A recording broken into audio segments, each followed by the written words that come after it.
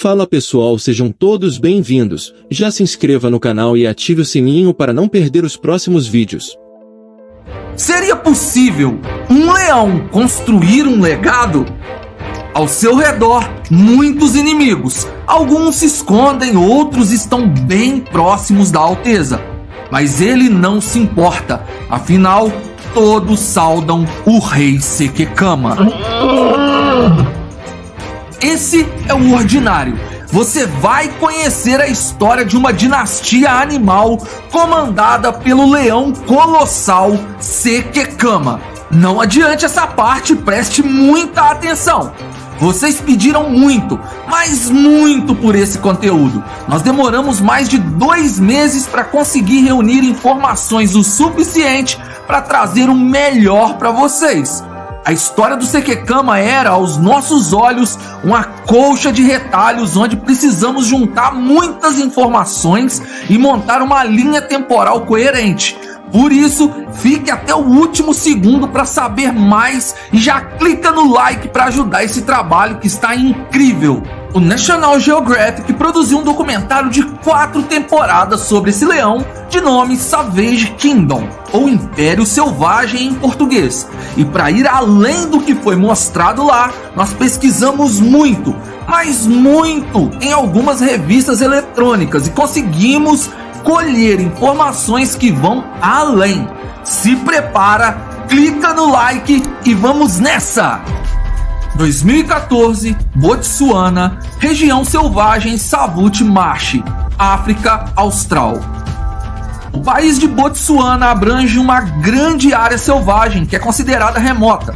Fazem parte dele o deserto Kalahari e o delta de Okavango. Esse local não tinha nenhuma história mundial conhecida sobre sua fauna, mas tudo mudou quando Sekekama foi descoberto. A região delta de Okavango possui um longo rio que abrange muitos quilômetros e sustenta toda a vida animal na região. Durante um período do ano, a seca é devastadora e os animais precisam se adaptar muito para sobreviver. Ao sul, no final do rio, um pântano enorme é formado, onde se concentra uma vasta variedade de herbívoros, e foi ali que Sekekama foi coroado rei. Sekekama e seu irmão Thornose estavam à procura de um bando para chamar de seu, mas Thornose sabia que não poderia contrariar o irmão de comportamento violento, por isso era submisso a ele. Vindos do deserto, ao entrar na região delta do Okavango, Sekekama e Thornose mapeiam a região e percebem que ali existem 2 bandos estabelecidos, um pequeno e outro maior. Eles destronam o primeiro bando pequeno, que apesar de ser menor, eram os reis da área norte, pois o leão dominante era o mais forte da região. E em poucas semanas, as 2 leoas entram no cio. Eram elas Satal e sua irmã. Sekekama acasala com ambas, mas não permite que seu irmão se aproximasse de Satal. Somente a irmã mais nova lhe era concedida.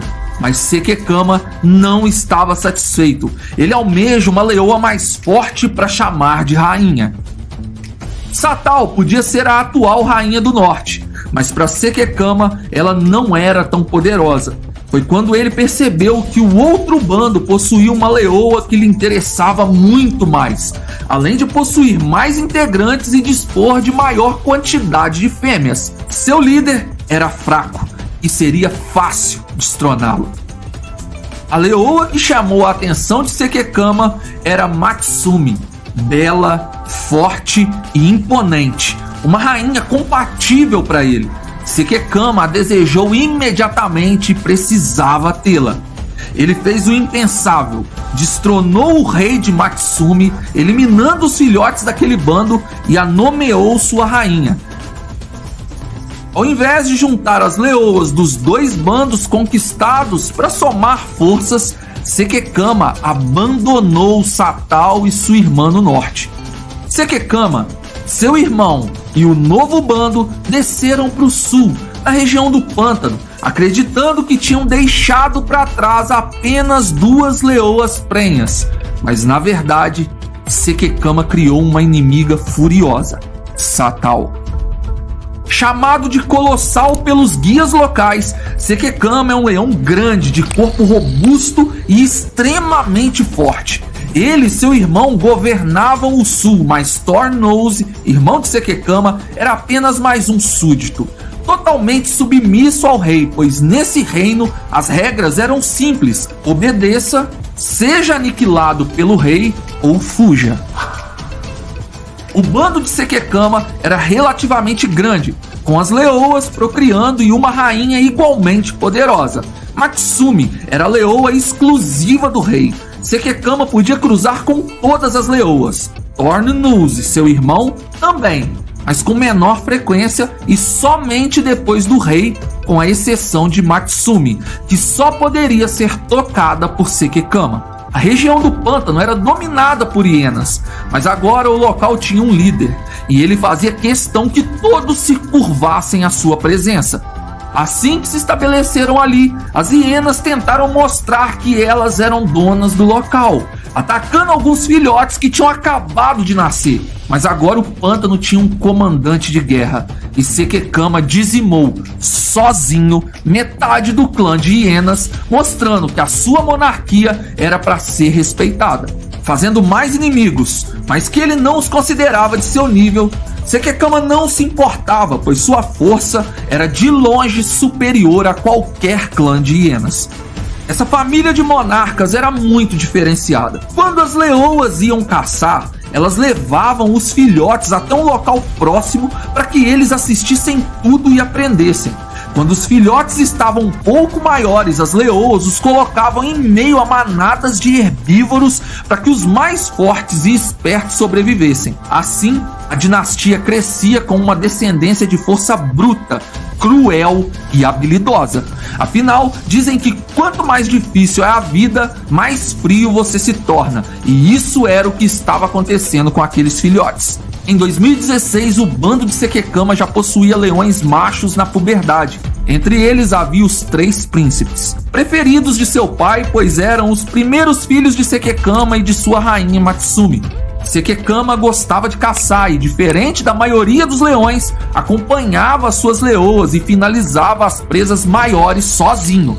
Ele reuniu os 3 príncipes e os levou para uma caçada, ensinando-os sobre a força necessária que um rei precisa possuir. Quando voltaram, Sekekama viu que um de seus filhos machos, que estava em idade de explosão de hormônios, tentava acasalar com sua intocável rainha Matsumi. Mas esse é um direito apenas do rei.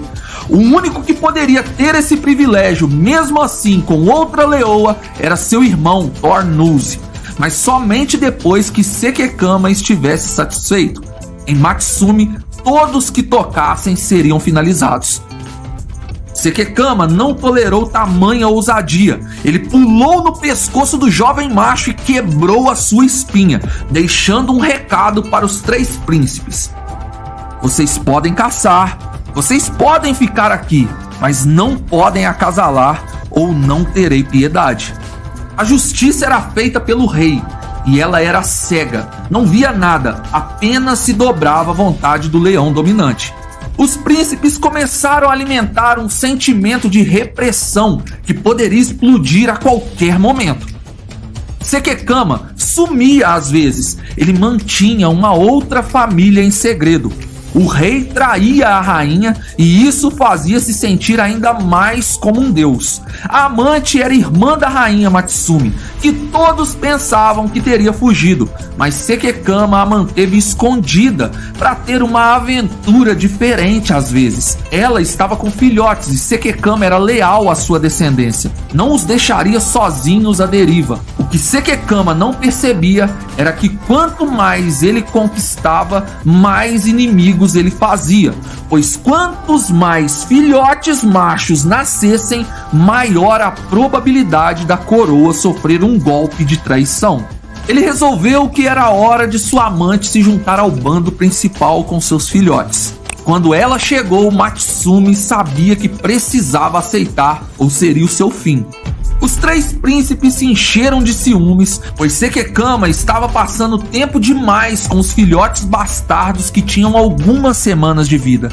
Os irmãos enciumados tentaram se aproximar para dar fim aos filhotes que roubavam a atenção do pai, mas Sekekama mostrou que aquela ninhada não podia ser ameaçada. Com algumas patadas eles entenderam que era melhor obedecer, porém, em seu interior, eles não aguentavam mais o rei tirano. No dia seguinte, um leão nômade se aproximou e os príncipes acabaram com ele em uma luta rápida e limpa. As lições de Sekekama estavam surtindo efeito, mas também estavam fortalecendo aqueles que poderiam vir se tornar inimigos, seus filhos preferidos, que tinham agora inalado pela primeira vez o perfume da vitória.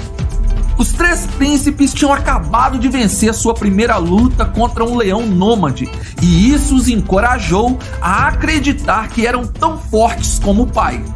Lê do engano. O tempo mostraria que esse pensamento era uma ilusão, pois não havia outro tão forte como Sekekama. O pântano secou. Era normal naquela época do ano. Sekekama e seu bando subiram um pouco para cima na direção norte. Durante o caminho, a rainha Matsumi ficou para trás e se encontrou com um leão nômade bem mais forte do que ela. Ela precisava se submeter ou seria seu fim. Seu protetor Sekekama não estava ali, mas um verdadeiro rei não anda sem sua rainha ao lado. E ao perceber que ela não estava por perto, ele retornou à procura dela.